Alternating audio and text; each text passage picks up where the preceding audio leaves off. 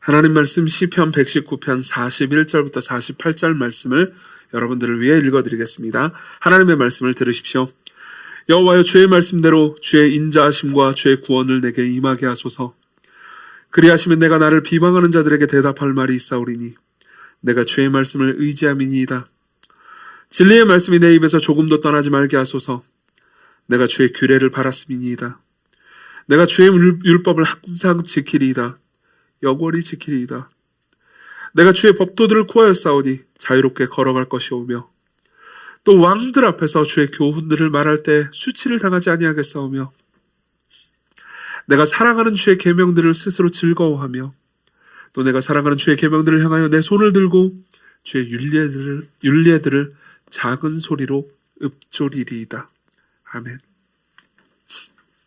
네, 오늘 단편 설교를 합니다. 다음 주부터 아마 주께서 허락하신다면 다음 주부터 저는 욥기를 설교하게 될 겁니다. 욥기가 꽤 길기 때문에 다 하지는 못할 겁니다. 욥기 전체의 메시지를 요약해가면서 아마도 7, 8번 정도 설교를 하게 될 것 같습니다. 그 전에 오늘은 여러분들에게 하나님의 말씀을 사랑하고 지속적으로 가까이 하면서 읽으라는 격려를 드리고 싶습니다. 그래서 시편 119편에 우리가 방금 본문을 읽긴 했는데요. 그 본문뿐만 아니라 시편 119편 전체가 가르치는 가르침을 한번 묵상해 보려고 합니다. 원래 저는 이 연초에 이런 설교를 한 번씩 합니다. 연초에 항상 하나님의 말씀을 읽고 묵상하도록 격려하는 설교를 하는데 올해는 그렇게 하지 않았습니다. 왜냐하면 3월에 하려고요. 왜냐하면 1월 달에는 그런 생각들을 하시는 분들이 꽤 계십니다. 근데 우리가 이제 보통 1월 달에 하다가 이제 중간에 이때쯤 거의 때려치거든요. 그래서 여러분들은 창세기와 마태복음을 잘 알고 그 이유를 잘 모르는 경우가 많습니다. 그래서 지금 여러분들에게 숙제도 드리면서요, 또 하나님의 말씀을 지속적으로 묵상하고 말씀을 통해서 여러분들을 형성할 거를 격려하고 싶습니다. 시편 119편은 대단히 놀라운 글입니다. 이 시는 성경 전체에서 66권 성경 전체에서 가장 긴 장입니다. 실제로 이 시는 176절을 이루고 있습니다.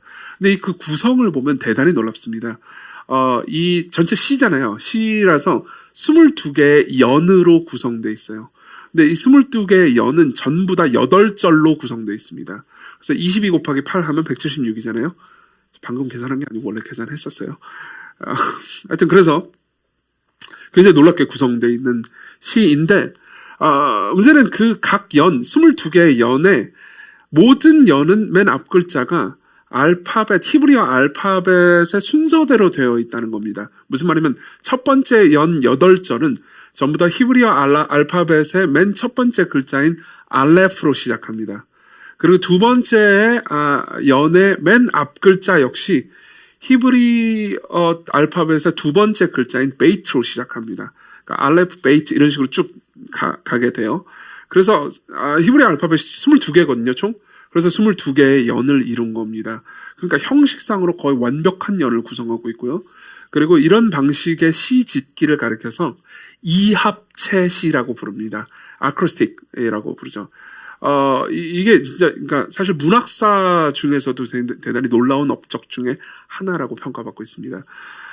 그렇지만 이제 형식상으로도 굉장히 아름답지만 내용도 완벽하게 구성되어 있습니다. 그냥 한 주제만 계속 다룹니다. 하나님의 말씀을 성경이 얼마나 아름다운지, 내가 얼마나 이 말씀을 사랑하는지, 얼마나 이 말씀을 지키고 싶어 하는지, 그리고 무엇보다도 어떻게 이 말씀을 통해서 내가 하나님과 더불어 교제할 수 있었는지에 대해서 말해줍니다. 이 모든 내용을 제가 다 말할 수는 없습니다. 사실은 이 시 전체를 여러 번 설교한 설교가 있고, 과거에 저도 이제 잠깐 시도를 했었습니다만, 하다가 말았었어요. 금요기도회 때, 옛날에.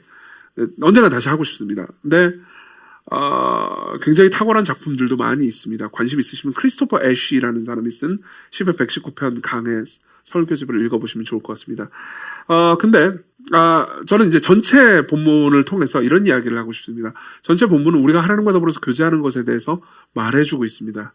그럼 우리가 하나님과 더불어서 말씀으로 교제하려면 어떻게 해야 되느냐? 세 가지를 추려서 말씀드리겠습니다. 첫 번째로는 하나님의 말씀을 끊임없이 가까이 하라는 거고요. 그리고 두 번째로는 하나님의 말씀의 권위를 받아들이라는 것. 그리고 마지막으로는 좀 약간 생소하게 들릴 수 있지만 하나님의 말씀의 비밀을 보라는 겁니다. 약간 이상하게 들릴 수 있지만 마지막에 이야기할 겁니다. 먼저 하나님의 말씀을 끊임없이 가까이 하라는 이야기부터 하겠습니다. 약간 실천적인 내용이 될 겁니다. 여러분들에게 실제로 구체적으로 이렇게 하라는 이야기를 먼저 하겠습니다. 시인은 굉장히 끊임없이 하나님의 말씀을 다양한 방식으로 가까이 합니다. 이걸 세 가지로 요약해 드릴 건데요. 첫 번째로는 지속적으로 하나님의 말씀을 계속해서 가까이 하는 겁니다.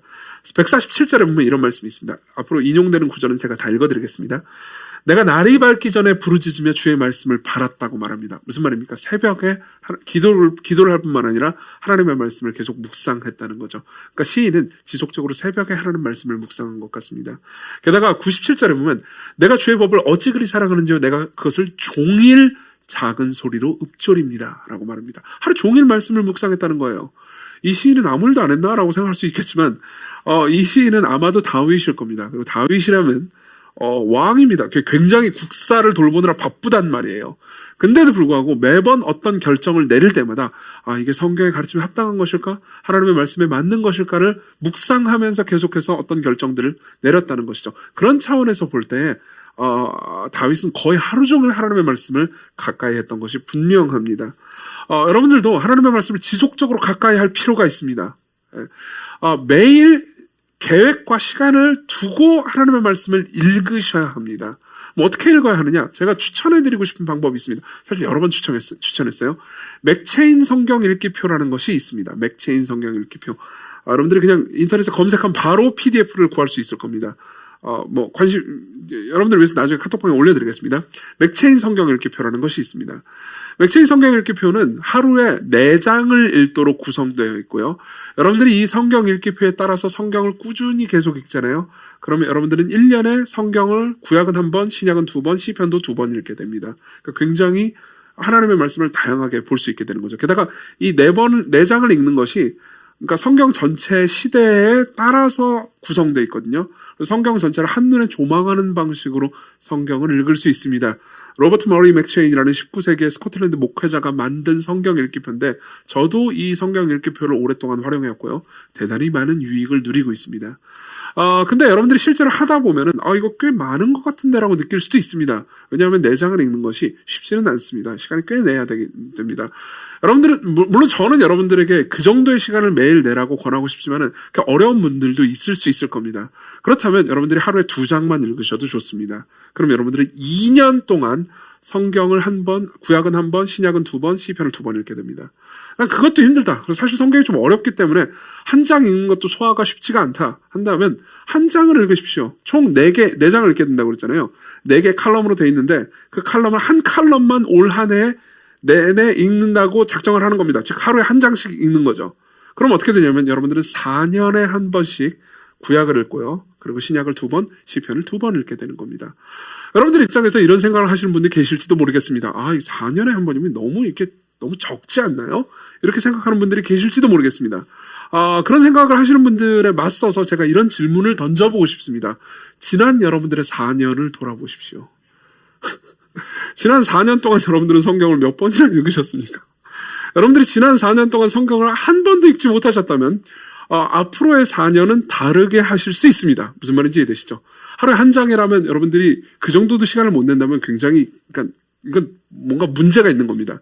그렇기 때문에 하루에 한 장이라도 정해 놓으시고요. 매일같이 여러분들이 공동체적으로 같이 읽어도 좋습니다. 맥체인 성경 읽기표에 따라서 매일같이 성경을 읽으면서 어쨌든 4년에 한 번씩이라도 하나님의 말씀을 전체를 다 읽으십시오. 그러면서 제가 주의할 점을 알려드리겠습니다. 읽을 때요.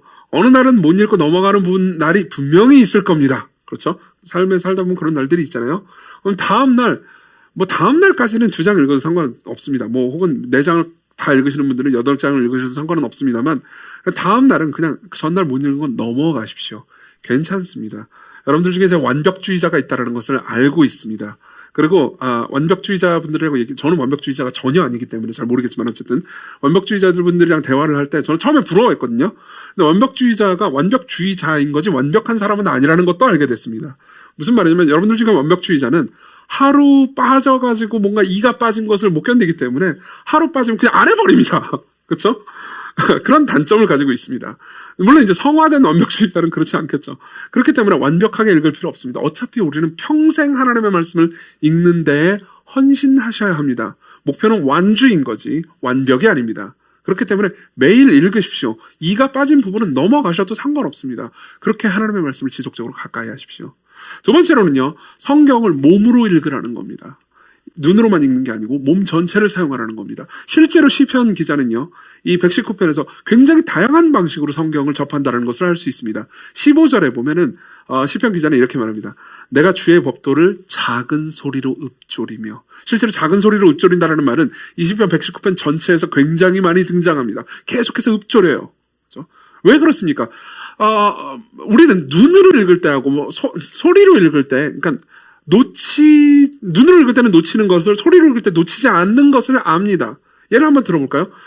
저는 이제 특히 청년분들이랑 카톡 같은 걸 할 때, 카톡 할 때 저한테 이제 이모티콘 많이 보내시잖아요. 저는 이모티콘을 많이 가지고 있거나 하지 않습니다만, 어쨌든 이모티콘 보내면 굉장히 재미있는 이모티콘이 많더라고요. 근데 아마 이 이모티콘 소유하고 계신 분들도 계실 겁니다. 제가 이제 어느 새로운 카톡방에 들어갔어요. 새로운 카톡방에 누가 초대해가지고 들어갔는데, 거기, 여기 계신 여러분들 청년분들이 이제 막 환영한다고, 목사님 잘 왔어요. 그러면서 카톡을 막 환영한다고, 그런 카톡 보내잖아요. 근데 이제 어떤 카톡을 보니까 뭐라고 쓰였냐면은 되게 재미있는, 귀여운 캐릭터가 이렇게 다리를 꼬고 앉아 있어가지고, 아니, 이렇게 귀한 곳에 누추하신 분이, 이거 아실 거예요. 아시죠? 이렇게 귀한 곳에 누추하신 분이라는 카톡이 올라온 거예요. 저는 처음에 그걸 보고 뭐라고 하냐면, 이렇게 누추한 곳에 귀하신 분이라고 읽었어요. 당연히 그렇게 읽죠. 그리고 나서 사람들이 크크크크크크 하더라고요. 내가 되게 고맙다고 하니까. 그래서 뭐 다시 보니까는 그게 아니고, 이렇게 누추한 분이 귀하신 곳에 온 거예요. 제가 누추한 분인 거죠. 그러니까 이제 뭐 재밌습니다. 뭐 농담이니까 재밌긴 재밌죠. 근데 그걸 통해서 우리가 뭘 알 수 있습니까? 우리는 착시 현상이 있다는 겁니다. 우리가 눈으로만 읽잖아요. 우리는 대충 읽습니다. 근데 그걸 생각해보세요. 이렇게 귀하신 곳에 누추한 분이라고 소리를 내면은 우리는 잘못 읽지 않습니다. 맞죠? 눈으로만 읽으면 안 됩니다. 소리로 읽으셔야 됩니다. 몸을 사용하셔야 합니다. 게다가 노래를 부릅니다. 54절에 보면 시편 기자는 이렇게 말합니다. 내가 나그네 된 집에서 주의 일례들이 나의 노래가 되었습니다. 이 말은 물론 은유적인 뜻이기도 합니다. 내가 그러니까 나그네 되면서 슬프고 힘들지만 하나님의 말씀이 노래가 됐기 때문에 하나님의 말씀이 나한테 기쁨이 됐다라는 은유적인 표현이기도 하지만, 한편으로 시인은 계속해서 하나님의 말씀을 가지고 노래를 불렀습니다. 이 시 자체가 노래이기도 하지만 실제로 구약 사람들은, 그러니까 신명기나 여러 율법들, 하나님의 이야기들도 계속 노래로 지어서 불렀습니다. 왜 그렇습니까? 기억하기가 쉽기 때문입니다. 실제로 여러분들의 삶에서, 그러니까 굉장히 외롭고 힘들 때 여러분들이 암송한 하나님의 말씀이 생각날 때도 있을 수 있지만, 이런 때가 있지 않습니까? 찬양이 생각나면서 위로를 받은 적도 있을 겁니다. 그리고 그 찬양의 출처를 보면은 하나님의 말씀인 성경을 곡으로 지어가지고 부른 겁니다. 왜 그렇습니까? 여러분, 하나님 말씀을 생각하면서 음악으로 여러분들이 기억할 때 더 잘 기억하고 더 많이 와닿기 때문입니다. 이건 역시 몸으로 하나님의 말씀을 읽은 거죠. 그렇죠? 게다가 말씀을 기도하기도 하고요. 그리고 계속해서 말씀을 사용합니다. 여러 가지, 여러분들이 나중에 다시 시편 119편을 읽어보십시오. 여러 가지 방식으로 시인은 말씀을 읽습니다. 제가 더 추천해드리고 싶은 방법이 하나 더 있습니다. 뭐냐면 쓰는 겁니다. 쓰는 건요, 읽기 속도가 강제로 느려지는 한 가지 방식입니다. 여러분들이 쓰잖아요. 그럼 읽기 속도가 강제로 느려집니다. 그러면서 어떻게 되냐면요, 여러분들이 그냥 눈으로만 읽을 때는 보지 못했던 단어들과 접속사들이 보이기 시작합니다. 그러므로, 그래서, 그러나, 여러분들이 조금 더 깊이 읽는다면, 관심이 있다면요, 영어 성경 번역본 하나를 더 보시면 더 좋습니다. 왜냐하면 한국말로는 접속사를 잘 번역을 잘 안 해요. 영어는 뭐 therefore, but 뭐 이런 것들, 접속사 같은 것들을 굉장히 많이 깔끔하게 번역을 하거든요. 원어에 있는 거를. 그러니까 같이 확인해가면서 보면 더 좋을 겁니다. 그렇지만 그렇게까지 하지 못하셔도 괜찮습니다. 왜냐하면 문맥에 따라서 얼마인지 확인할 수 있으니까요. 써보십시오. 쓰면서 여러분들이 읽기 속도를 느리게 하고요. 그렇게 성경을 깊이 묵상하잖아요. 그럼 여러분들은 더 많은 것을 얻게 될 겁니다. 지금 저 같은 경우에는 이제 제가 다음 주부터 욥기 설교를 한다고 그랬잖아요. 그죠? 그래서 욥기를 처음부터 끝까지 번역하고 있습니다. 이제 제 꿈은 번역을 다 해가지고 여러분들에게 나눠드리는 건데, 솔직히 말하면 그게 여러분들에게 도움이 될지는 모르겠습니다. 왜냐하면 제 번역이 우리가 가지고 있는 개역개정 성경보다 더 낫지 않기 때문입니다. 그럼에도 불구하고 번역을 굳이 하는 데는 저 자신의 유익을 위한 것이 큽니다. 번역은 생각해보면 가장 느린 방식의 읽기입니다. 번역은 쓰기라기보단 읽기에 가깝습니다. 먼저 원문을 읽어야 됩니다. 그리고 그걸 한국말로 번역해 봅니다. 그리고 다른 번역본들을 또 살펴봅니다. 차이를 분별해 봅니다. 그리고 내 번역이 뭐가 틀렸는지 한번 생각해 봅니다. 그리고 본문의 의미가 분명하지 않게 느껴질 때는 주석 같은 것들을 찾아봅니다. 그리고 또다시 번역본을 봅니다. 이 과정들을 계속 반복하잖아요. 미칠 것 같아요. 그렇지만 굉장히 기쁩니다. 굉장히 기쁩니다. 여러분 생각해 보십시오. 여러분들이 하나님의 말씀을 묵상하잖아요. 그러면은 쓱 볼 때는 여러분들의 마음에 깊이 감동이 되는 이야기를 찾을 수가 없습니다. 그렇지만 나중에 한번 이걸 한번 해보십시오. 한 절만 가지고 실제로 할 수 있습니다. 한 절만 가지고 예컨대 이런 말씀이죠. 예수께서 이르시되 너는 나를 따라오라. 내가 너로 사람을 낚는 어부가 되게 하리라. 마가복음 1장 17절입니다. 그냥 딱 한 절이에요. 이 한 절을 가지고 이걸 한번 숙제로 한번 해보십시오. 여기서 발견하는 진리를 30개를 적어보십시오. 여러분들 입장에서 여기서 이 한 절 가지고 어떻게 30개의 진리를 발견해? 근데 끝까지 한번 해보십시오. 끝까지 해보면 30개를 발견할 수도 있고 10개도 못 발견할 수도 있겠지만 그냥 노력해 보십시오. 그럼 어떻게 되는지 아십니까? 첫 번째, 두 번째 발견한 진리는 여러분들이 그렇게까지 감동되지 않을 겁니다. 근데 7번째, 8번째, 30번째까지 가잖아요. 그럼 여러분들이 인생을 변혁시킬 진리를 발견하게 될지도 모릅니다. 왜 그렇습니까? 깊이 들여다봐야 되기 때문입니다. 여러분들이 성경을 읽을 때 늘 지루하다면 여러분들은 성경을 읽을 때 성의가 없는 방식으로만 성경을 읽었을 확률이 높습니다. 계속해서 들여다보고 여러분들이 몸을 쓰잖아요. 그러면 여러분들은 성경을 통해서 여러분들의 인생 혹은 여러분들 주변 사람들의 인생을 변혁시키는 진리를 발견하게 될 수도 있습니다. 이 말이 이런 의미였어? 그러면서 놀라게 될 수 있을 겁니다. 그리고 세 번째로는 공동체를 의지하라는 겁니다. 시인은 계속해서 배우고 가르칩니다. 예컨대 7절은 이렇게 말합니다.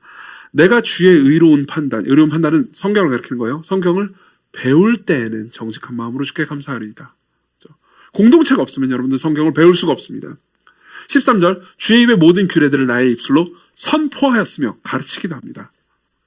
여러분들이 배운 거를 나눕니다. 다른 사람들에게 또 전달해 봅니다. 우리 교회는 아직 그러니까 교회 규모가 갑자기 커지는 과정 중에 또 코로나가 있었기 때문에 그러니까 교역자들이 여러분들에게 가르치는 것을 배우는 시간들은 꽤 있지만 그죠? 여러분들 서로가 또 여러분들 중에서 가르치는 은사가 있는 분들이 분명히 있습니다. 가르치게 하는 기회 같은 것들은 거의 하지 못했습니다. 앞으로 그런 길들을 많이 열어드릴 겁니다. 그렇지만 여러분들이 이런 것도 있습니다. 여러분들이 배울 뿐만 아니라 가르치기도 하잖아요. 그러면 여러분들은 이 말씀을 더 가까이 더 깊게 적용합니다. 물론 이럴 수는 있습니다. 가르친다는 것이 꼭 여러분들이 이 말씀을 따른다는 걸 의미하지는 않을 수 있습니다. 저 자신도 그런 덫에 빠질 때가 많으니까요. 하지만 여러분들이 가르친다면 이 진리를 더 깊이 들어가게 될 확률이 높습니다. 그럼 뭐가 필요합니까? 공동체가 필요합니다.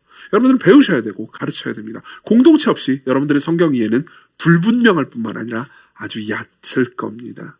그렇기 때문에 매일 묵상 이제 제가 3월부터는 시편 이제 지금까지 시편 매일 묵상 했잖아요.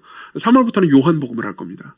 요한복음을 아마 6월 초중반까지 할 겁니다. 그리고 다시 시편으로 돌아올 거예요. 그래서 여러분들이 요한복음을 제가 묵상해서 아침마다 이제 올려드릴 테니까 그걸 같이 묵상해 보시면 좋을 것 같습니다. 묵상하면서 하나님의 말씀을 계속해서 여러분들에게 채우십시오. 여러분들 입장에서 맥체인도 하고 그것도 하고 다 하라고요? 할 수 있는 만큼 하십시오. 할 수 있는 만큼 하십시오. 아까 맥체인도 한 장만 읽어도 좋다고 했잖아요. 맥체인도 못 읽겠다. 그럼 묵상이라도 하십시오. 그래서 계속해서 하나님의 말씀을 여러분들의 마음에 채우십시오. 다만 성경 전체를 여러분들이 지속적으로 읽는 건 꼭 필요합니다. 그렇기 때문에 맥체인 성경 읽기표를 한 장이라도 꼭 하십시오. 자, 그러면은 그 다음에는 이제 우리가 하나님 말씀의 권위를 어떻게 받아들일 것인지에 대한 이야기로 넘어가겠습니다. 지금까지는 이제 형식적이고 여러분들이 실제로 삶에서 어떻게 적용해야 되는지에 대한 이야기를 했고요. 그 다음에는 이제 이 말씀과 더불어서 어떻게 하나님과 교제하는지에 대한 이야기를 해보죠. 시편 119편을 자세히 살펴보면 독특한 점을 하나 발견하게 됩니다. 시편 119편에서 성경을 가리키는 단어들 있잖아요. 그 단어들이 되게 다채롭다는 겁니다. 저는 이번 주 내내 이 시편 119편을 계속해서 들었습니다. 여러분들이 유튜브에 시편 119편 이렇게 치잖아요. 그러면 아주 멋진 목소리의 성우가 119편을 처음부터 끝까지 읽어주는 것을 들을 수 있습니다. 20분이 조금 넘어갑니다. 그럼 이제 이번 주 내내 중간에도 듣고 출근할 때 퇴근할 때 계속 들으면서 다녔거든요. 근데 제가 발견했던 것 중에 하나는 이거였습니다. 그러니까 성경이라는 단어를 되게 다채롭게 쓴다는 거예요. 8개의 단어를 사용합니다. 율법, 증거, 법도, 윤례, 계명, 판단, 말씀, 약속. 8개를 씁니다. 왜 이렇게 많이 쓸까요? 물론 이 다채롭게 씀으로써 그러니까 시적인 아름다움을 만들어내려는 시인의 의도도 있었을 겁니다. 근데 대체로 제일 많이 쓰는 단어는 뭐냐면 율법입니다. 혹은 법도, 율례. 이 모든 단어들이 뭘 가리키는 것인지 아십니까? 이 모든 단어들은 히브리어 문화권에서요, 권위를 가리킵니다. 권위요. 절대적 권위요. 성경이 율법이라고 말할 때, 율법이라는 단어의 뜻은 그렇게 간단하지만은 않습니다. 왜냐하면은 성경이 율법, 법, 그러면 여러분들이 느낌 뭐죠? 그냥 조항들입니다. 그렇죠? 뭐 해라, 뭐 하지 말아라. 이런 조항들만 생각날 겁니다. 형사법, 형법, 그러면 뭐예요? 그러니까 어떤 나쁜 짓을 저지르면 징역 몇 년, 이것만 기억나실 겁니다. 그렇죠? 하지만 예수께서 성경을 가르칠 때 율법이라고 되게 많이 쓸 때는요, 예수께서는 성경에 나오는 이야기나 시도 율법이라고 하셨습니다. 예컨대 신명기에는 법조문들이 있죠. 그렇죠? 근데 시편에는 시가 있습니다. 사무엘상에는 이야기들이 있습니다. 예수께서 이렇게 말씀하신 적이 있습니다. 마태복음 12장 5절 읽어드릴게요. 또 안식일에 제사장들이 성전 안에서 안식을 범하여도 죄가 없음을 너희가 율법에서 읽지 못하였느냐? 예수께서 하신 말씀이에요. 지금 안식일에 제사장 밥 먹고, 이거는 사무엘상 20장에 나오는 다윗의 이야기입니다. 이 이야기예요. 근데 이야기를 가르쳐서 예수께서 뭐라고 말씀하시죠? 율법이라고 말씀하십니다. 법이라고 말씀하세요. 그렇죠? 또 요한복음 12장 25절에 예수께서 이렇게 말씀하신 적이 있습니다. 그러나 이는 그들의 율법에 기록된 바 그들이 이유 없이 나를 미워하였다 한 말을 응하게 하라 함이라. 이유 없이 나를 미워했다. 이 말은요, 시편에 나오는 말씀입니다. 22편에 나오는 말씀이죠. 이 말씀을 가르쳐서 예수님 뭐라고 말씀하십니까? 율법이라고 합니다. 왜 시를 율법이라고 했죠? 이유는 간단합니다. 여기서 율법이라고 말할 때는 단순히 법조문을 가리키는 것이 아닙니다. 여기서 율법이라고 말할 때는 절대적 권위를 가리키는 거죠. 여기 나오는 이야기, 성경에 나오는 것들은요, 이야기라 하더라도 절대적 권위를 가지고요, 법이라 하더라도 절대적 권위를 가지고요, 시라 하더라도 절대적 권위를 가지라는 거죠. 그렇죠? 시인은 이렇게 말하고 있는 겁니다. 나중에 이 시편 119편에서 모든이라는 단어를 찾아보십시오. 굉장히 많이 나옵니다. 시인은 이렇게 말하는 겁니다. 창세기부터 계시록까지 모든 성경이 완벽한 하나님의 말씀이고 모든 성경이 오류가 없는 하나님의 말씀이며 모든 성경이 진리라고 말해주는 겁니다. 그렇기 때문에 우리는 모든 성경 앞에 순복해야 된다는 거죠. 자, 그리고 여기서 우리는 삶의 문제를 맞닥뜨리게 됩니다. 여기서 삶의 문제를 맞닥뜨리게 됩니다. 이 두 가지 방식으로 맞닥뜨리는데요. 첫 번째는 이렇게 말씀드리겠습니다. 여기서 이제 설교를 들으시는 분들, 그리고 온라인으로 설교를 들으시는 분들 중에서 이런 분들도 계실 겁니다. 여기 있는 모든 내용을 진리라고 믿으라니 이게 말이 되는 거냐? 여기 있는 내용 중에서는 약간 신화적인 얘기도 있는 것 같고, 그리고 뭐 기적 이런 것들은 뭐 옛날 이야기인데 어떻게 그걸 다 믿으라는 거냐? 게다가 문화적으로 상당히 동떨어진 이야기들도 꽤 많지 않느냐? 여기 있는 모든 것들이 진리라고 말하는 것은 너무 말도 안 되는 반문화적이고 지적이지 않다라고 생각하는 분들이 계실지도 모르겠습니다. 여기 나와 있는 모든 걸 다 진리라고 받아들일 수는 없다라고 생각하시는 분들이 계실 수 있습니다. 자, 그렇다면 여러분들은 어떻게 이 말씀을 받아들이시겠습니까? 이 문제에 있어서 우리는 이렇게 생각할 수 있습니다. 이 모든 것들이 사실은 우리의 자유를 박탈하고, 그리고 실제로 성경을 절대적으로 문자적으로 모든 것이 맞다고 하는 것은 이게 너무 지적으로 열등한 거다라고 생각할 수 있습니다. 그렇지만 잘 한번 생각해 보십시오. 저는 이 문제에 있어서 조금 더 진지하게 고민한 시간을 많이 가졌었습니다. 무슨 말이냐면 성경을 어차피 연구하고 전달하는 사람이기 때문에 저는 지금 이 모든 말씀이, 창세기부터 계시록까지의 모든 말씀이 하나님의 말씀이고 오류가 없는 문자적으로 다 완벽한 하나님의 말씀이라는 것을 철저하게 믿습니다. 그렇지만 그 믿음에 이르기까지 과정들을 거쳤습니다. 무슨 말이냐면요, 이 책 전체가 하나님의 말씀은 아니라고 생각하는 사람들의 이야기를 오랫동안 들으려고 노력했습니다. 지금도 제 서재에 가잖아요. 그러면 이 책 전체에는 뭐 오류도 있고 뭐 말도 안 되는 얘기도 있고, 그렇지만 뭐 대충 뭐 들을 만한 진리도 많고 라고 생각하는 방식으로 성경을 대하는 사람들의 책이 많이 있습니다.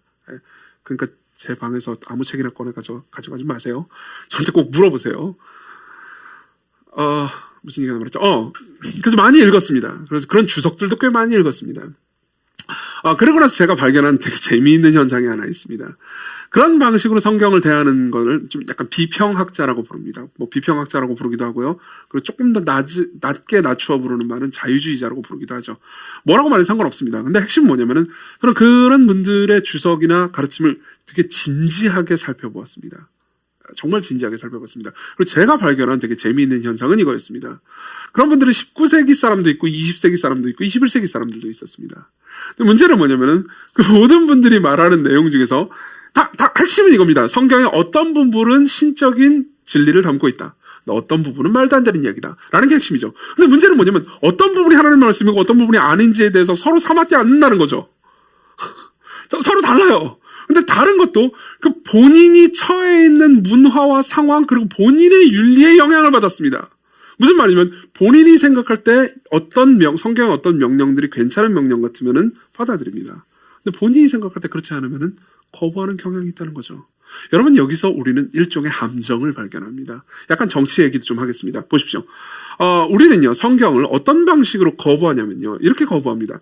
성경에 있는 모든 말씀이 하나님의 말씀이라고 생각하지 않을 때 어떤 부분은 의미 있고 진리이고 그리고 또 어떤 진리의 일부분을 담고 있다고 생각을 합니다. 어떤 부분은 그렇지 않다고 생각하죠. 근데 제가 여러분들에게 드리고 싶은 말씀은 이겁니다. 그걸 누가 결정합니까? 그걸 결정하는 존재가 신이 됩니다. 여러분들이 그 모든 결정을 공부 많이 한 학자들이 결정하도록 해야 된다. 신학자들이 결정해야 된다. 그럼 신학자들이 신이 되는 겁니다. 아니다 내가 결정해야 한다. 그럼 내가 신이 되는 겁니다. 그렇지 않습니까? 그리고 실제로 우리는 그런 일들을 합니다. 근데 문제는 이겁니다. 그 나는 혹은 그 신학자들은 신이 될 정도로 지혜로운 존재일까요? 그렇지 않다는 거죠. 신이 될 정도로 지혜로운 존재입니까? 제가 오늘 일부 예배 때 아이들이 많으니까 아이들한테 물어보았습니다. 아이들 중에서 한 9살쯤 되는 혹은 10살 넘어가는 친구들한테 물어봤죠. 과거에 너희들을 볼 때 이 친구들도 과거가 있다고요. 보세요. 한 5년 전에 너희들을 볼 때 부모님의 말씀을 안 들었을 때가 있었을 거다. 늘 안 듣죠. 그렇죠? 안 듣는데 지금 와서 볼 때 과거의 자신을 살펴볼 때 이건 내가 어리석었구나 라고 생각한 게 없었느냐라고 물었습니다. 그 친구들이 뭐라고 대답했을 것 같습니까? 없어요 라고 대답했습니다. 우리가 무조건 놀아요 그러는 거예요. 제 딸도 그랬어요. 근데 저는 이제 잠깐 웃고 넘어갔죠. 1부 예배 때. 근데 제가 이제 1부 예배 끝나고 나서 잠깐 제 방으로 들어가는 과정 중에 어떤 한 용기 있는 어린이가 저한테 이렇게 얘기해 줬습니다. 사실 자기는 후회한 적이 있다고요. 맞아. 전반적인 분위기가 그런 분위기가 아니어가지고 이 내향적인 친구임에 분명해요. 자기가 말을 못했지만 있다고요. 여러분 보십시오. 10살이 갓 넘은 친구도 그런 생각을 합니다. 여러분들은 어떻습니까? 여기 앉아있는 분들 중에 대다수는 20대 혹은 30대, 40대입니다. 그렇죠? 여러분들 10대 여러분들을 보면서 어떤 생각이 들었습니까? 그때는 여러분들이 현명하다고 생각하고 판단했던 그 행동과 생각들이 지금 와서 보면 바보 멍청이 같은 생각 아니었습니까? 그때는 나름대로 내가 내 자존감을 지키기 위해서 뭔가 이렇게 나한테 자존감을 해치는 사람한테 함부로 대하겠어. 그래서 함부로 대했던 부모님한테 함부로 대했던 그 일이 그때는 멋있어 보이는 바로 그 일이었는데 지금 와서 생각해보면 바보 멍청이가 하나 서 있었을 뿐입니다. 그렇죠? 되게 재밌는 얘기를 해드릴까? 제가 이 얘기를 옛날에도 한번 해드린 적이 있는데 저는요 약간 이 마초적이고 함부로 대하고 막 이렇게 약간 이렇게 거칠게 대하는 게 되게 멋있는 것 같다라는 착각에 빠져서 한 20대 초반에 있었어요. 끔찍한 시절이었죠. 그래서 그냥 말도 안 돼. 그냥 길거리에서 주머니에 손 넣고 길거리 침을 뱉었어요. 그게 멋있는 줄 알고. 얼마나 멍청한 짓입니까? 몸서리를 치시는군요. 그러면은 자매들이 나를 예쁘게 말도 안 되잖아요. 그럴 줄 알고 그런 짓을 했던 근데 문제는 뭐냐면 그게 다 일기로 남겨져 있어요. 그러니까 얼마나 온몸이 오그라들죠. 생각해보세요. 여러분들 10년 전을 생각해 보십시오. 여러분들 20년 전을 생각해 보십시오. 어리석은 사람 하나가 서 있습니다. 그럼 여러분들의 10년 후는 어떨까요? 지금의 여러분들의 판단이 10년 후에 어떨 것 같습니까? 20년 후면요. 게다가 20년 후에 그때 내가 어리석었지. 더 현명했어야 했는데 그럼 차라리 다행입니다. 여러분들이 20년 후에 더 어리석어질 수도 있으니까요. 여러분들이 나이 든 사람을 볼 때 항상 현명하고 지혜롭다고 생각하십니까? 저렇게는 늙지 말아야지. 이런 생각을 해보신 적은 없습니까? 그런 존재가 신이 된다는 것이 얼마나 위험한 일입니까? 여러분들은 자유로워지는 게 아닙니다. 오히려 불안해지는 거죠. 게다가 여러분들이 최종 권위를 성경에 하나님에 두지 않는다 하더라도 최종 권위를 두고 있는 대상이 늘 괜찮은 존재는 아닙니다. 여러분들은 내가 모든 걸 판단하겠어 라고 생각하지만 그 내가 항상 나는 아닙니다. 여러분들은 누군가로부터 계속 영향을 받거든요. 여러분들은 귀가 얇습니다. 저는 귀가 얇지 않는데요. 저는 제 주관을 확실히 지키는 사람인데요. 아니요. 주관을 확실히 지키는 사람과 귀가 얇다고 평가받는 사람은요. 그 영향을 얼마나 오랫동안 받아야 변하는지와 짧은 시간 안에 변하는지의 차이일 뿐입니다. 게다가 귀가 얇은 사람들은 특징이 있습니다. 짧은 시간에 어떤 사람이 누군가 이 말을 얘기하잖아요. 그럼 그게 맞나 그러면서 듣다가 다른 사람이 또 다른 말을 하잖아요. 그럼 다시 돌아옵니다. 다시 말하면 원래대로 돌아온다는 거죠. 그렇죠? 무슨 말이냐면 우리는 갈대처럼 흔들리는 사람들이라는 겁니다. 절대적인 권위가 없는 한요. 절대적인 권위가 우리를 옥죄하는 것처럼 보이지만 절대적인 권위가 없으면요. 사실은 우리는 바람에 날려서 흩날리는 겨가 될 뿐이죠. 물론 이 이야기를 듣고 여러분들 중에 어떤 분들은 이런 생각이 하실 수도 있습니다. 나는 그렇지 않습니다. 나는 여기 있는 모든 말씀들을 나는 보수적인 신앙을 가지고 있다고요. 나는 개혁주의적이고 보수적인 신앙을 가지고 있기 때문에 여기 있는 창세기부터 계시록까지의 모든 말씀들을 문자적으로 무효하다고 믿습니다. 이 모든 것들은 다 진리예요. 그러니까 당신이 지금까지 한 얘기는 나한테 해당되지 않는군요. 라고 생각할지도 모릅니다. 아니요. 그렇지는 않습니다. 왠지 말씀드리죠. 물론 여러분들이 이론적으로 교리적으로 여기 나와 있는 모든 말씀을 진리로 받아들일 수도 있습니다. 그렇지만 실제 삶에서요. 우리는요. 우리의 선호가 존재합니다. 우리의 선호가 존재합니다. 예컨대 이런 거죠. 여러분들은 되게 다양한 성향들을 가지고 있습니다. 그리고 그 성향들이 여러분들로 하여금 어떤 율법은 좀 지키기 쉽게 만듭니다. 그렇죠? 예컨대 저는 주일성수라는 개념을 단순히 주일날 교회에 와가지고 지각하지 않고 교회에 와서 교회 프로그램이 다 끝날 때까지 잘 있는 것이 주일성수다라는 방식으로 가장 좁혀서 정의하잖아요. 주일성수라는 개념을. 그럼 저는 주일성수를 굉장히 잘 지킬 수 있습니다. 일단 주일날 집에 있는 게 싫어요. 내가 왜 집에 있어야 합니까? 그죠? 웬만하면 저는 지각도 별로 안 좋아해요. 11시 예배잖아요. 그러면 10시 50분에 앉아 있어야 좀 마음이 편합니다. 그죠? 그리고 뭐 그런 문제에 있어서 딱히 저는 뭐라 해야 될까요? 율법을 안 지키기가 힘들어요. 그죠? 예컨대 성경은 뭐 지금 다 얘기할 수 없지만, 동성 간의 성행위를 죄라고 정죄합니다. 이 문제에 대해서도 여러 가지 이야기들을 제가 해줄 수 있습니다. 그렇지만 그냥 일단 이렇게 이야기하고 넘어가겠습니다. 자, 그 문제에 있어서 저는 동성 간의 성행위를 하지 말라는 성경의 명령을 쉽게 지킬 수 있습니다. 전혀 어려움이 없습니다. 저는 전혀 그런 유혹이 없거든요. 그럼 어떻게 되는지 아십니까? 내가 쉽게 지키는 율법을 누군가 지키지 않잖아요. 그럼 저놈은 더 나쁜 놈이 됩니다. 이해하십니까? 자, 이게 좌와 우로 사람들이 갈려져서 대선 시즌만 되면 싸우는 가장 큰 이유 중에 하나입니다. 물론 좌와 우 모두 여러분들이 어떤 특정한 정치적 스탠스를 가져도 좋습니다. 그리고 그건 중요한 겁니다. 저도 제 정치적인 스탠스가 있고 여러분들에게 말하진 않겠지만 저도 이번에 나름대로의 판단을 가지고 찍을 겁니다. 누군가를 배제하고 누군가를 찍을 겁니다. 근데 생각해 보십시오. 좌우는요. 이런 측면들도 있습니다. 좌는요. 여러분들 측면에서 이쪽이 우죠. 그렇죠? 우는요. 오른쪽은요. 상대적으로 보수적인 윤리들을 중시합니다. 성윤리 같은 것들이죠. 그리고 좌는요. 상대적으로 약자들에 대해서 구조적으로 돌보는 것들에 대한 그런 연민들을 더 많이 가지고 있습니다. 그렇죠? 근데 여러분들의 성향이 약간 약자들을 향한 연민은 좀 되게 많이 있고 약자들이 우는 걸 보면 되게 슬퍼하지만 성적인 윤리에 대해서 이렇게 자유로운 성향을 가진 사람들이 있을 수 있습니다. 그럼 여러분들은 상대적으로 좌에 들어가기가 쉽습니다. 그리고 여러분들이 쉽게 지키는 율법을 여러분들이 좀 어렵게 지키는 율법 있잖아요. 혹은 지키기 힘들어하거나 지키기 쉽지 않아 하는 율법보다 여러분들이 쉽게 지키는 율법을 더 높은 것으로 평가할 수도 있습니다. 그럼 어떻게 되겠습니까? 여러분들은 상대를 악마화하기 시작합니다. 저 약자들을 무시하는, 하나님의 말씀을 무시하는 저 나쁜 놈들. 반대로 이쪽에서는 저 성윤리를 무시하는 나쁜 놈들. 아니요, 성경은 모든 걸 포괄합니다.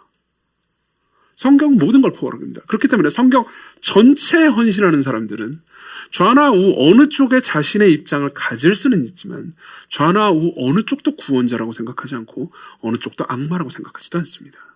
무슨 말인지 이해되십니까? 그렇죠? 자, 이 측면에서 우리의 약점이 존재합니다. 우리는 성경의 명령들 중에서 특정 명령들을 선호하는 경향이 있습니다. 특정 명령들을 불쾌하거나 예컨대 우리 대부분의 사람들은 원수를 사랑하라는 명령을 별로 안 좋아하죠. 아주 안 좋아하는 경우 많습니다. 그 이야기를 그냥 구호로 들을 때는 상당히 좋아하는데 그 이야기를 내가 지키려고 하면 싫어하죠. 그렇죠? 그리고 이런 부분에 있어서 우리가 그건 별로 중요치 않아라고 생각한다면요.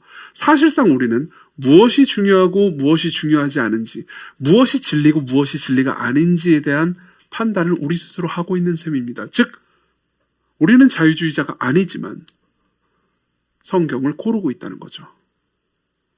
바꿔서 말해볼까요? 우리는 자유주의자가 아니지만 우리는 신이 되었습니다. 그리고 똑같이 우리는 이 문제에 대해서 적용할 수 있습니다. 우리는 우리 자신을 믿을 수 있습니까? 우리가 우리의 삶의 신이 됐을 때, 우리가 우리의 삶의 주권자가 됐을 때, 여러분들은 나라는 존재를 내가 다스릴 만큼 괜찮은 존재라고 생각합니까? 아니요, 그렇지 않아요. 여러분들은 귀하고 소중한 존재입니다. 그렇기 때문에 여러분들은 여러분들 자신이 여러분들을 다스리도록 허용해서는 안 됩니다. 여러분들은 한편으로는 너무나 귀하고 소중한 존재인 동시에 다른 한편으로는 저를 포함해서요. 다른 한편으로는 너무나 어리석고 바보 같고 죄인입니다. 그렇기 때문에 우리는 우리 스스로를 다스리도록 허용해서는 안 됩니다. 시인은 자신이 하나님의 말씀에 지속적으로 순종한다고 말합니다. 1절, 행위가 온전하여 여호와의 율법을 따라서 행하는 자는 복이 있다고 말합니다. 33절, 여호와여 주의 율례들의 도를 내게 가르치소서 내가 끝까지 지키리이다 라고 말합니다.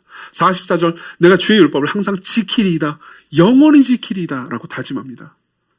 시인은 완벽하게 지켰을까요? 그렇진 않았을 겁니다. 그렇지만 계속해서 지키고 싶어합니다. 왜냐하면 이것이 자유라는 걸 알기 때문입니다. 45절은 이렇게 말합니다. 여러분들 45절은 이미 읽었으니까 볼 수 있습니다. 내가 주의 법도들을 구하였사오니 자유롭게 걸어갈 거라고요. 많은 사람들이 이렇게 생각합니다. 아니, 하나님의 절대적인 말씀을 문자적으로 지키라는 것은 우리의 자유를 뺏어가는 거 아닙니까? 오히려 우리를 옥죄는 것 아닌가요? 라고 생각합니다. 그렇지만 잘 보십시오. 46절 봅시다. 자기가 자유롭다고 말하잖아요. 자유롭다고 말한 다음에 46절에 이렇게 말합니다. 또 왕들 앞에서 주의 교훈을 말할 때 수치를 당하지 않겠다. 무슨 말입니까? 하나님의 말씀의 높은 권위를 내가 받아들이기 때문에 나는 자유롭습니다. 그래서 나는 왕들 앞에서도 별로 꿀릴 것이 없습니다. 이렇게 말하는 셈입니다. 이게 무슨 의미일까요? 왕들 앞에서도 자유롭다니요.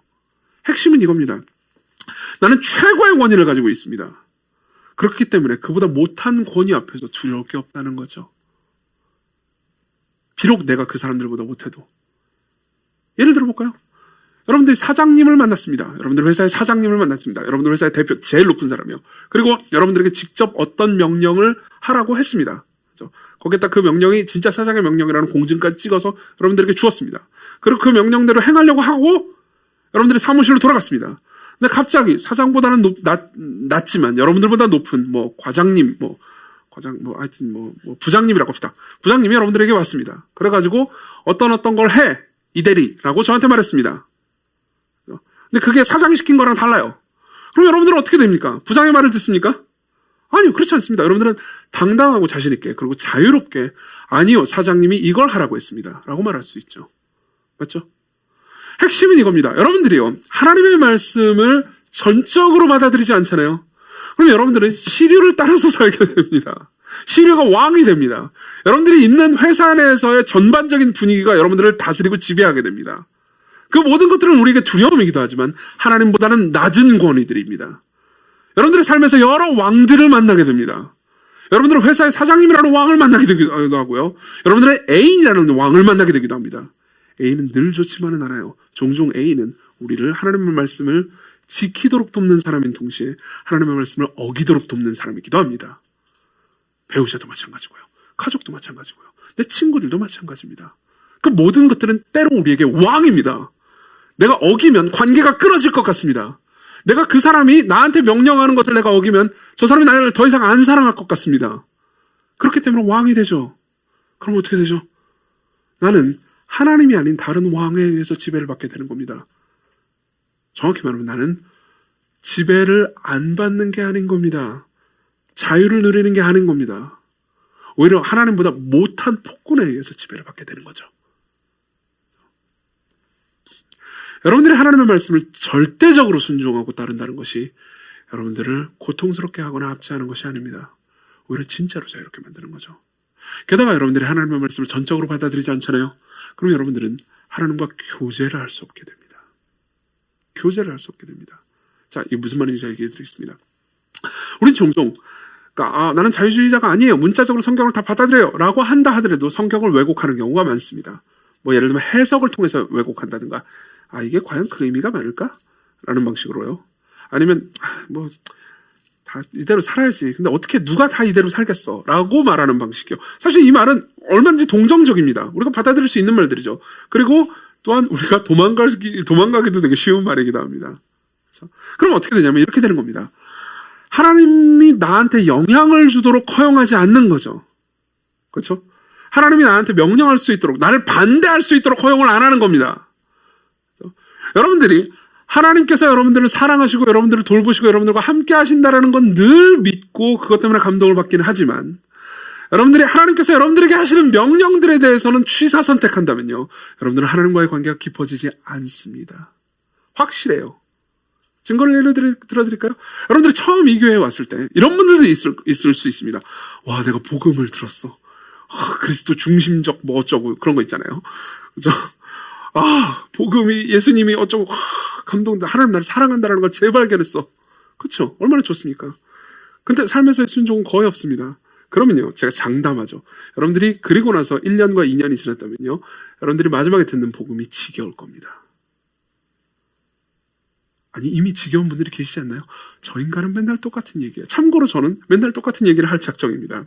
왠지 아십니까? 들어보십시오. 여러분들은 한 명의 설교자의 설교를 계속 들으면 언젠가 그 설교자가 누구든 간에 저 인간은 똑같은 소리를 하는군 이라는 말을 하게 될 겁니다. 맞죠? 그죠? 우리 목사님 맨날 전도해래. 우리 목사님 맨날 기도하래.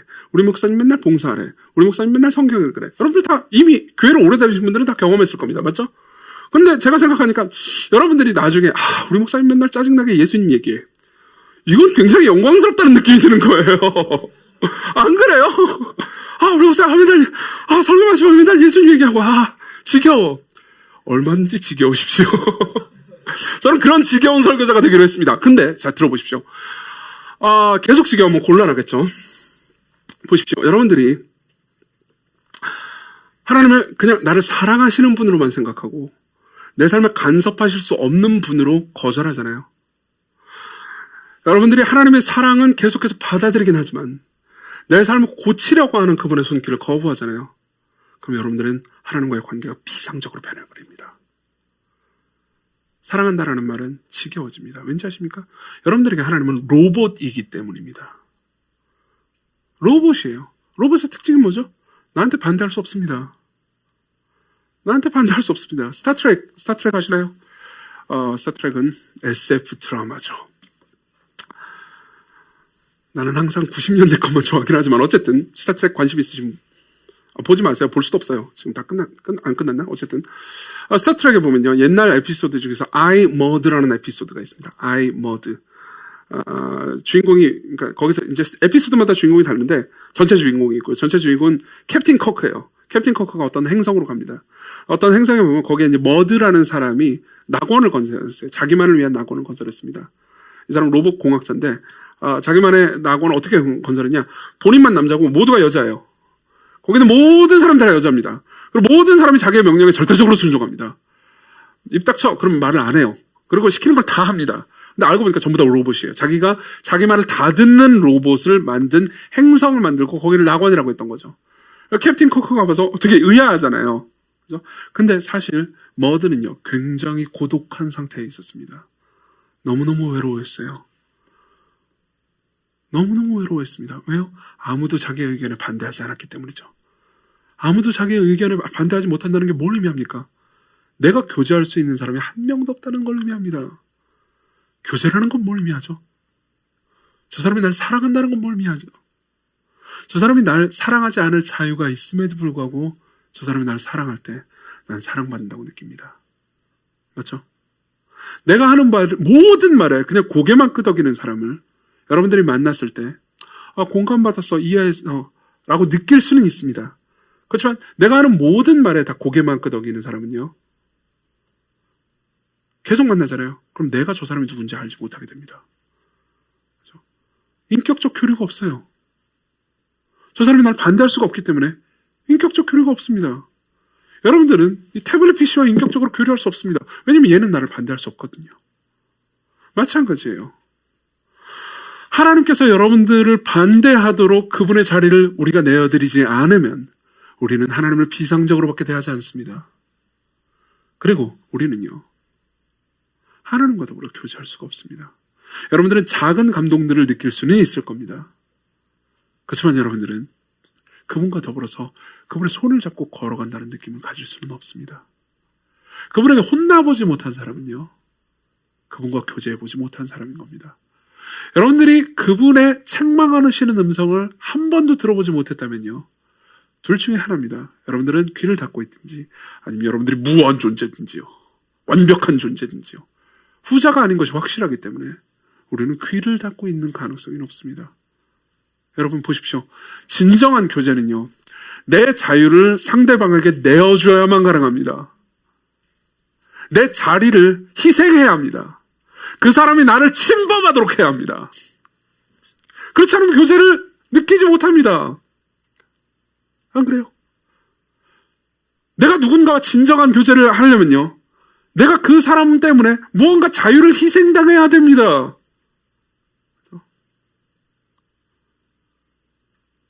여러분들이 연애를 시작하잖아요. 혹은 아주 진지한 친구 관계가 시작되잖아요. 그럼 여러분들은 상대방에게 여러분들의 소중한 시간을 주어야 합니다. 원래 혼자 있을 때는 그 소중한 시간을 내 맘대로 누렸습니다. 그렇지만 누군가 생기는 것 때문에 그 소중한 시간을 상대방과 함께 해야 됩니다. 내가 원하는 걸 할 수 없어요. 내가 원하는 걸 먹을 수 없습니다. 상대방이 좋아하는 걸 먹어야 합니다. 그렇죠? 사랑하니까요. 여러분들이 아이를 낳잖아요. 그럼 아이가 원하는 대로 여러분들의 삶과 여러분들의 돈이 쓰여집니다. 여러분들의 시간이 그렇게 쓰여집니다. 여러분들이 이걸 속박이라고 부르십니까? 아니요, 사랑이라고 부르죠. 진정한 사랑은요, 늘 자유를 희생시킬 수밖에 없죠. 여러분들이 여러분들의 원하는 대로 행하는 자유를 희생시키지 않는다면요, 여러분들이 하나님과 더불어 교제하는 자유를 가질 수가 없을 겁니다. 그리고 우리는 마지막으로 이 성경 전체가 말하는, 이 시편 전체가 말하는 비밀로 넘어갑니다. 그리고 이 비밀을 이해한다면 여러분들은 이제 지금까지 이야기한 모든 것들을 통합할 수 있을 겁니다. 시편 119편을 연구하는 사람들은 이 시를 약간 미스터리하다고 느끼는 경우가 많습니다. 그리고 대부분의 학자들이 이 부분을 지적해 줍니다. 뭐냐면은 시편 119편의 화자는요, 이 시인은 뭔가 그러니까 하나님의 말씀에 대해서 되게 다양한 방식으로 얘기합니다. 8가지 단어를 쓰면서 하나님의 말씀을 얘기한다고 그랬잖아요. 물론 1차적으로 그 말씀은 이 성경을 가리킵니다. 근데 되게 재미있게도 시인은요, 이 성경을 자꾸 의인화합니다. 예를 들면은 140절에 주의 말씀이 심히 순수함으로 주의 종이 이를 사랑하이다. 말씀이 순수하대요. 175절 내 영혼을 살게 하소서 그리하시면 주를 찬송하리이다. 주의 규례들이, 성경이 나를 돕게 하소서. 의인화하고 있습니다. 맞죠? 계속해서 나중에 이 시편, 숙제가 있습니다. 시편 119편을 읽는 겁니다. 어떻게 읽느냐 조금 이따 더 자세히 얘기해 드릴게요. 읽을 때 보면은 계속해서 성경을 이 시인이 의인화하고 있습니다. 게다가 더 충격적인 부분이 있습니다. 성경을 사랑한다고 표현하는 겁니다. 이 책을 사랑한다고 얘기해요. 그냥 단순히 은유적인 표현이 아닙니다. 주의 규례들을 20절 항상 사모함으로 내 마음이 상하나이다. 무슨 말입니까? 거의 상사병에 걸렸다는 겁니다. 20절에서 시인은요, 상사병에 걸렸다고 말합니다. 하나님의 말씀을 사랑함으로요.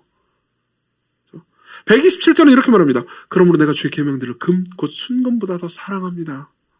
이건 단순히 시적인 아름다움을 위한 은유법 정도가 아닙니다. 의인법 정도가 아닙니다. 무언가 굉장히 사랑에 빠진 거죠. 많은 학자들은 이 부분을 지적합니다. 그리고 우리에게 있는 것이 구약 성경뿐이라면 우리는 이것이 그냥 아름다운 시적 표현이고 끝날 거라고 생각할 수 있습니다. 그렇지만 여러분들이 신약 성경까지 가면 비밀이 풀립니다. 하나님께서는 그분의 말씀을, 그분이 자신을 표현하시는 방식을 단순히 책으로만 주시지 않았습니다. 요한복음 1장 1절 태초에 말씀이 계시니라. 이 말씀이 하나님과 함께 계셨으니 이 말씀은 곧 하나님이시니라.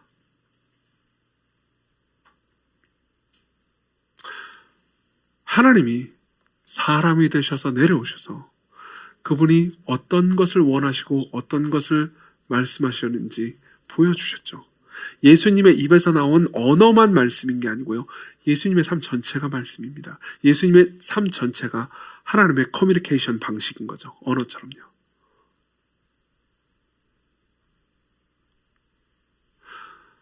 이걸 생각한다면 시인이 말씀을 그토록 사랑하게 된 것이 어떤 것인지 이해할 수 있습니다. 물론 이 시를 쓴 다윗이 거기까지 보진 못했을 겁니다. 그렇지만 우리는 볼 수 있죠. 숙제는 이겁니다. 나중에 여러분들이 시편 119편을 읽는데요. 여기서 제가 아까 말씀드린 것처럼 규례, 율법, 윤례, 판단 되게 다양한 방식으로 성경을 얘기하잖아요. 근데 그 모든 성경을 지칭하는 단어를 예수님으로 바꿔서 읽어보십시오. 나중에 한번 꼭 해보십시오. 그러면요, 여러분들은 어떤 구절에서는 굉장히 충격적이라고 느낄 겁니다. 제가 그 예들을 보여드리려다가 그냥 여러분들이 읽으면서 느끼는 것이 더 나을 것 같아가지고 이야기하지는 않겠습니다. 나중에 한번 해보십시오. 몇몇 구절들은 이걸 여기서 예수님을 대입해서 읽으면 너무나 말이 되는데? 너무나 충격적인데라고 느끼는 부분들도 꽤 많이 발견할 겁니다. 왜냐하면 궁극적으로 하나님의 영원한 말씀은 하나님이신 분이 사람이 되셔서 내려오심으로써 표현됐기 때문이죠. 그분이 말씀이십니다. 근데 재밌는 부분이 이겁니다. 아까 제가 여러분들에게 이런 말씀을 드렸습니다. 진정한 교제는 자신을 희생해야 한다고요. 자유를 잃어야 한다고요. 자신의 자유를 잃을 용기를 가지지 않는다면, 상대방이 자신을 반대하도록 허용하지 않는다면, 뭐죠? 자유를 잃지 않으면 교제가 불가능하다고요. 그럼 여러분들은 반문도 할 수 있을 겁니다. 오히려 자유를 희생시키는 건 나기만 하고, 하나님은 어떤 자유를 희생했나요? 하나님이 우리의 반대를 들어본 적이 있나요? 네, 들어보신 적이 있습니다. 기독교는 신이 자신의 자유를 희생했다고 말할 뿐만 아니라 실제로 자신의 자유를 희생한 유일한 종교입니다. 다른 어떤 종교의 신도 자신의 자유를 교제를 위해서 희생한 신은 존재하지 않습니다. 우리가 믿는 하나님은 사람이 되셨습니다. 전능하신 분이 꼼지락거리고 의사표현을 할 때 울 수밖에 없는 그 연약한 존재로 오셨습니다. 그리고 전지하신 분이 목공일을 배우셨습니다. 그분의 삶은요, 그분이 누리는 영원한 자유에 비하면 그분의 지상생애는 그냥 전체가 감옥이었을 겁니다. 아마 여러분들 주변에 혹은 여러분들 중에서 이제 코로나 걸렸다가 회복되신 분도 계실 거고 주변에 코로나 걸려가지고 지금 집에 계시는 분들이 계실 겁니다. 우리 교회도 꽤 계셔서 제가 전화를 좀 드렸습니다. 다 전화드리진 못했지만 많은 분들에게 전화를 드렸습니다. 그래서 힘드냐고 어렵냐고 물어봤어요. 근데 아프신 분도 계셨지만 그렇게 거의 아프지 않으신 분도 계셨어요. 그래서 뭐가 힘드냐고 물어볼 때 다 이런 얘기를 하더라고요. 갇혀서 답답하다고요. 갇혀서 답답하다고요. 갇히면 답답하죠. 그렇죠? 하나님이 사람으로 갇히셨습니다.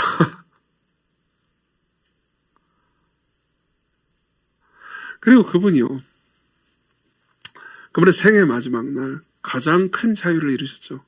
십자가를 생각해 보십시오. 십자가는요, 손목과 발이 못에 박혀서 완벽하게 자유를 잃는 것입니다. 움직일 수도 없습니다.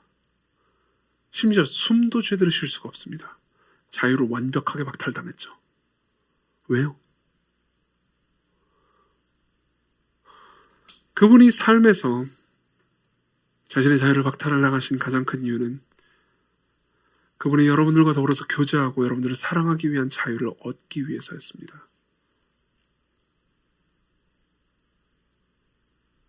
아직도 여러분들 중에서 이런 생각을 가지고 계신 분들이 계신지 모르겠습니다. 이 모든 걸 어떻게 문자적으로 받아들여? 제가 여러분들에게 이런 말씀을 드리죠. 예수 그리스도는 이 땅에 오셔서 하나님의 말씀인 성경을 읽으셨습니다. 그리고 하나님의 말씀인 성경에 순종하셨습니다. 구약 성경을 부단히 읽으면서 이 명령에 계속해서 순종하셨습니다. 근데 만일 예수님이 이랬다고 합시다. 야, 이게 현대적인 지성인이 어떻게 이런 신화적인 이야기를 다 믿나? 이 모든 걸 어떻게 문자적으로 다 믿나? 이거 어떻게 문자적으로 이걸 다 순종해? 이건 말도 안 되지. 사람 말이야. 이렇게 가혹한 거야. 어떻게 문자적으로 다 순종해? 이건 너무 가혹해. 우리 같은, 이런 지성이 있는 사람들이 이런 걸 받아들이는 건 바보 같은 짓이야.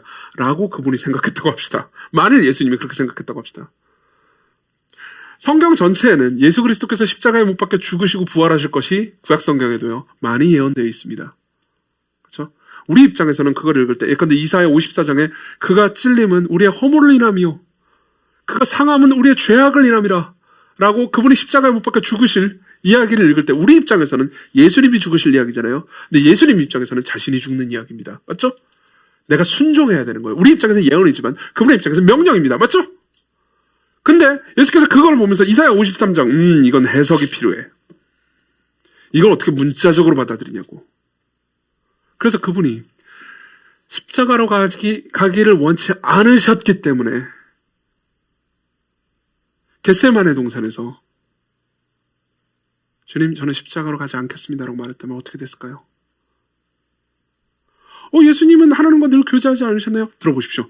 겟세마네 때부터요. 하나님은 예수님께 한마디도 하지 않으셨습니다. 초자연적으로 말씀하시는 거 없었어요. 예수께서 밤을 새면서 울부짖으면서 기도해도 아무런 소리도 들리지 않았습니다. 완벽한 단절이었죠. 하나님께서 특별히 나한테 말씀하시지 않네. 우리 보통 이런 거 많이 하잖아요. 하나님께 순종하기가 싫을 때 일단 기도를 합니다. 그래서 하나님 진짜 내가 순종해야 하나요? 근데 아무 말도 들리지 않습니다. 그러면 하나님께서 아무 사인도 주지 않으시네. 그럼 순종 보류. 만일 예수께서 그렇게 선택하셨다면 어떻게 됐을까요? 만일 성경을 예수께서 문자적으로 받아들이지 않으셨다면, 성경의 모든 명령을 문자적으로 무어하게 받아들이지 않으셨다면요, 우리는 어떻게 됐을까요? 우린 그분과 더불어 교제할 수 없게 됐을 겁니다. 그분이 용기를 내셨기 때문에, 그분이 예수 그리스도께서 우리가 가지고 있는 이 성경을 완벽한 하나님의 말씀으로 받아들이셨기 때문에 그분은 기쁨으로 십자가로 가셨습니다. 여러분, 이분이 이렇게 자유를 희생하신 분이 여러분들에게 말씀하십니다. 여러분들에게 명령하십니다. 여러분들 삶의 주인이 되기를 원하십니다. 여러분들이 원하지 않는 것을 하라고 말씀하십니다. 그리고 그게 여러분들에게 가장 복되다고 선언하십니다. 그리스도께로 오십시오. 그분이 여러분들의 주가 되도록 하십시오. 같이 기도합시다.